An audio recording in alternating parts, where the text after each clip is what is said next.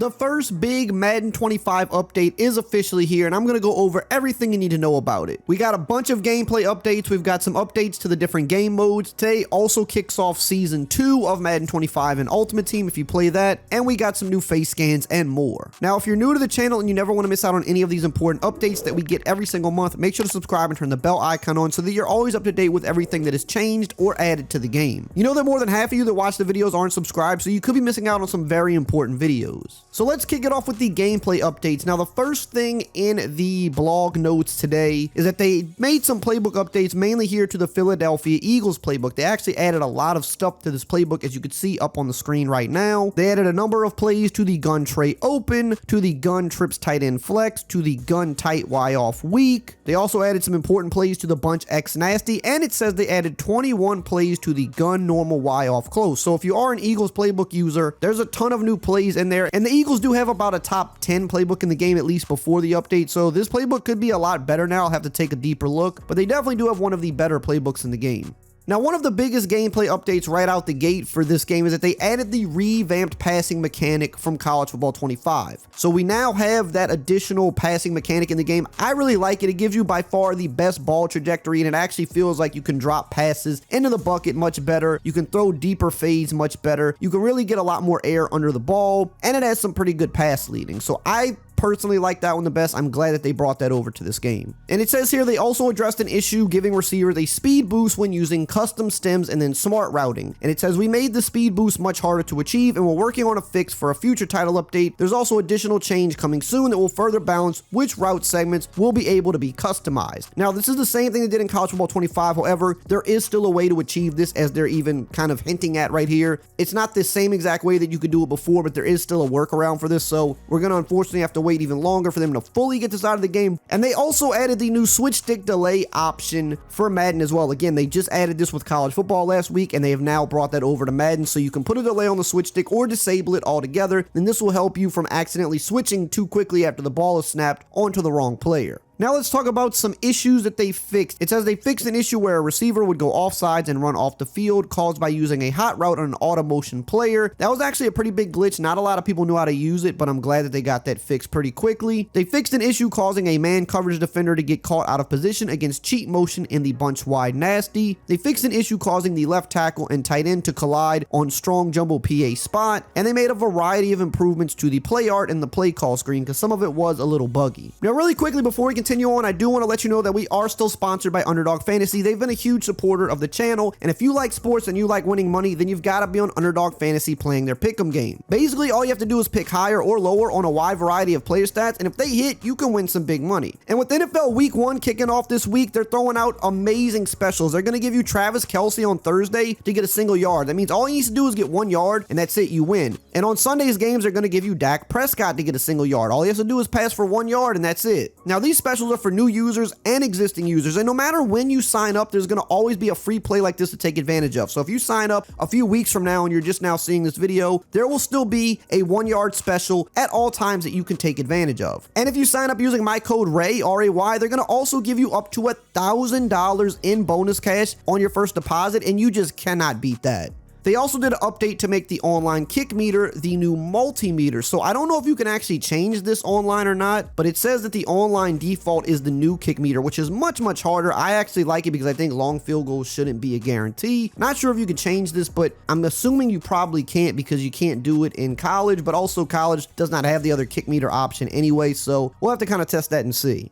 They did some tuning to decrease the pass speed when equipped with velocity-based passing abilities such as set feet lead and pass lead elite. That's another good thing because the defense is not very good in this game. And even in general, in years past, the velocity abilities were just a little bit too much. So I'm glad to see that they're kind of dialing that back a little bit because it's just not that necessary. They did some tuning to increase the defensive lineman chance to sniff out a halfback slip screen play. They addressed an issue where kick returners were not able to reach the ball landing spot within the landing zone, allowing for a specific kickoff tactic. And it says there are other variations variations of kickoff maneuvers in addition to this one that the team is working on getting addressed as soon as possible. So really they're just talking about scum kick tactics. They got rid of one of them, but they're going to be addressing some other ones soon as well. They added new pursuit logic to further differentiate high pursuit rated players, improving pursuit angles for better players. Same thing they did in college, they've brought that over here, which is a good thing. They added logic so that defenders will not be faked out by double pass trick plays when using pass commit. Another thing that happened in college, they brought it over here. Some of the new trick plays can fake out the defense pretty easily. It seems like now they're making that a little bit harder to fake them out. They fixed an issue allowing a free rusher on a specific blitz setup out of the nickel 2-4 double mug and one out of the $3-2 overload. And it says similar to the kickoff issue, there are other blitzes in addition to this one fixed in this update that the team is actively working towards addressing as soon as possible. Now I have seen some people say that they've been testing this out and it seems like these defenses still work okay, maybe not as good as before, not as glitchy as before, but they're still somewhat viable, so we'll have to test further and see on that. They fixed issues causing sideline characters to go through edge walls in Seattle, Miami, and the New Orleans stadiums. They fixed a variety of minor animation issues in the physics-based tackling. They did tuning to decrease illegal man downfield penalties on RPOs. They fixed an issue allowing halfbacks to be given hot routes when aligned on the line of scrimmage. They fixed a rare issue causing the quarterback to become frozen when being tackled during a specific handoff. They fixed issues causing defenders to go offsides from pre-snap movement in a variety of defensive formations. Fixed an issue allowing defenders to sometimes slip through double teams without the appropriate animation. Same thing they did with college, but again, I feel like this can still happen, at least in terms of how college plays, so I'm assuming it's going to be the same in Madden. And they also fixed an issue allowing players to use the spin move when using the conservative ball carrier coach adjustment. This is a huge one. This is one of the biggest exploits in the game because you're not supposed to be able to spin or juke or do anything on conservative, and you were able to spin. Also with this, from what people are saying, the spin move seems like it's been nerfed a little bit as well. It's still good, but not nearly as overpowered as it was before. Now they also added a gameplay dev note here that said, we have heard players' desire for improvements to pass coverage, and the team is working on significant sets of improvements in future title updates. The incoming improvements being investigated include hard flats, cover 3 deep zones, match coverage checks versus bunch sets, press animations, pass velocity ability tuning, zone drop adjustments, and basically what this is saying here is zone defense is very, very bad in Madden 25, and it is. So they're looking at some ways to make this better. They just have to tighten them up. They have to make the hard flats play a little more aggressive in the flats. This seems like a problem that pops up quite often in Madden, not sure why. And then the cover 3 deep zones every few years, those are just really bad for some reason, and this is one of those years. So they have to tighten them up, and if they can do that, defense will be a lot better in this game. Moving on to franchise mode here, it says they fixed an issue where the option to import draft class from the download center was removed from within the franchise league. So that was a big one people wanted to see fixed. They got that fixed pretty quickly. They also fixed an issue where the wrong player model would display during an online draft after pausing and resuming the draft. And it says they also tuned some areas with our logic to address the issue surrounding our simulation stats to get more in line. Now I did look around to see people who were talking about the update and testing it, and I saw some people said that it seemed like the simulation stats were a little bit better after this. Of course, we're going to have to test that out over a longer period of time to really know, but some people said that it seemed like it was better. Moving on to Superstar mode, it says that they updated the profanity filter flow when importing players from EA Sports College Football. They fixed an issue where the camera would freeze during the gameplay in the league, and they fixed some text issues in the draft cinematics. For online head-to-head here, it says they fixed an issue where the leaderboards could not be sorted by rank or player name. They fixed an issue where the rank summary screen was not being displayed properly when a user concedes the game.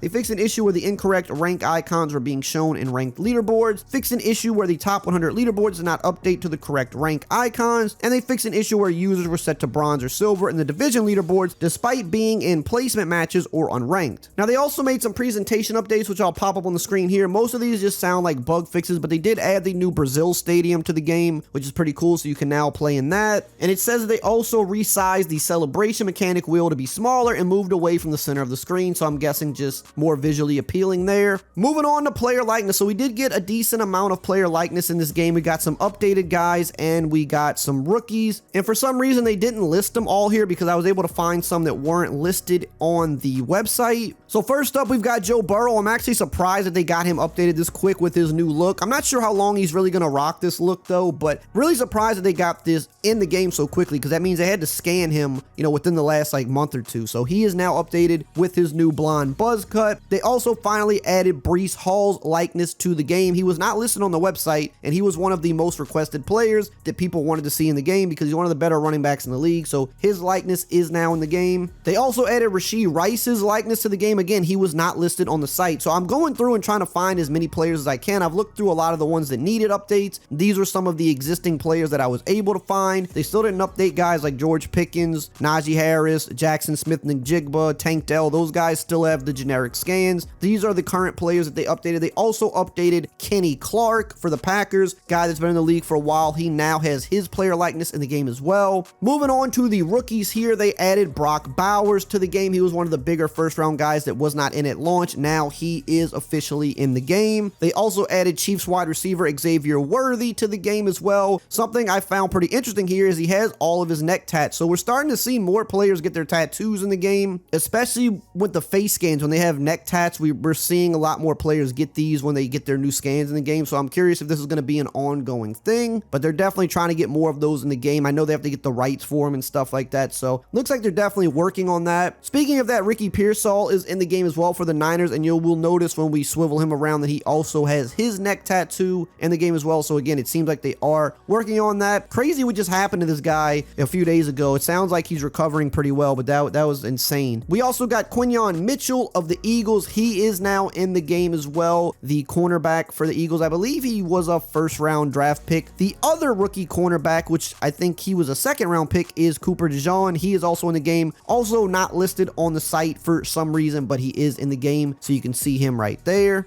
Now, in terms of equipment, they did list the Jordan Retro Cement cleats and the Adidas Electric Plus 2 cleats, but those were in the game at launch because I went over them. However, I did see some people say that they added some new face masks for the Shutt F7 and the Visus 02 helmet, I believe. I'm not as familiar with face masks because there's just so many, so you may be more familiar with them. Go check out and see if they actually are there. I did see a couple people mention that they saw some new ones. They also had some visual bug fixes, which I'm popping up on the screen right here, like some sideline jersey number fixes. They had gear color fixes for certain equipment. They also made a Texans uniform update. I believe it was probably the sleeve, because I remember some people saying that the little horn on the sleeve was not accurate or something like that, so I believe they may have fixed that. They also fixed some clipping issues with heads and uniforms, and they updated NFL uniform fonts as well for some of the teams. They also added some audio updates to the game, which is really good because when you have new announcers, you need to have audio updates because you're not going to have the same amount of lines that Garden and Davis had because they were together for so many years. So it says here that they adjusted the in-game mix levels to make the commentary teams more audible, especially Mike Tirico and Greg Olsen. They were definitely pretty low. They fixed an issue with music stuttering and skipping as the users load in different modes. They added over 6,000 newly recorded lines from Kate Scott and Brock Heward, Mike Tirico and Greg Olsen, and Brandon Garden and Charles Davis as well. They added some bug fixes for commentary speaking incorrectly about the previous play, and it says, "We're aware that the Washington Commanders renamed their stadium to the Northwest Stadium. The replacement commentary will come in a future update." Now, if you missed out on all of the new stuff that was just added to College Football 25, make sure to check out this video right here on the screen.